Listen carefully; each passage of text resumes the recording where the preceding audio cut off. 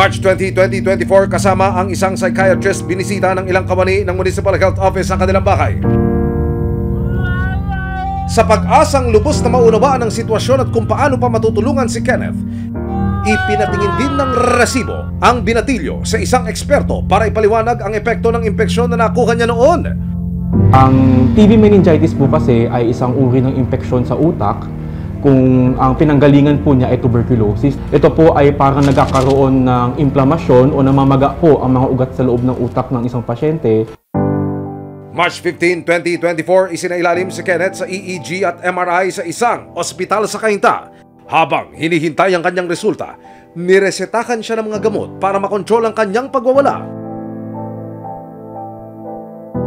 7 months ago, nang una kumakadaupang palad po si Kenneth, nung personal ko siyang puntahan, kung maalala niyo ho, halos hindi siya nakikipag-usap.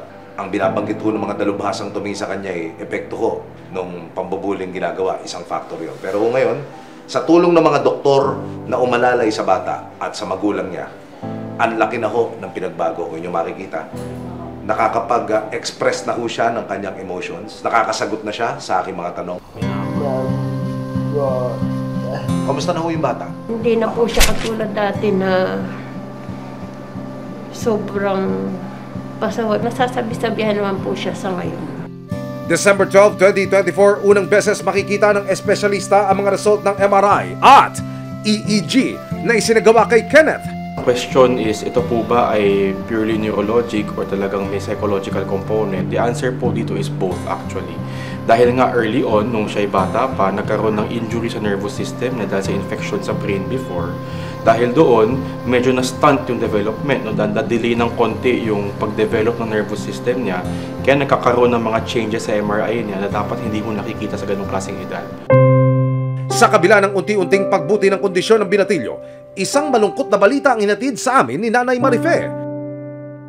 Ang tatay ni Kenneth, nakasakasama nila sa pagpapacheck up at pag-aalaga kay Kenneth, pumanaw na pala Hulyo nitong taon. Nung pumunta kami dito, 3 pa kami kasama kong asawa ko. Ngayon po, namatay na po yung asawa ko.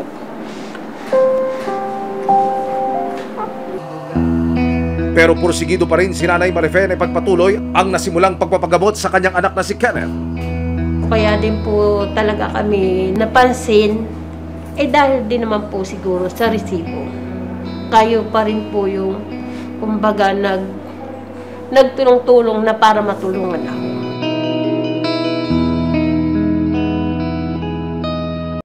Maraming salamat sa panonood, mga kapuso.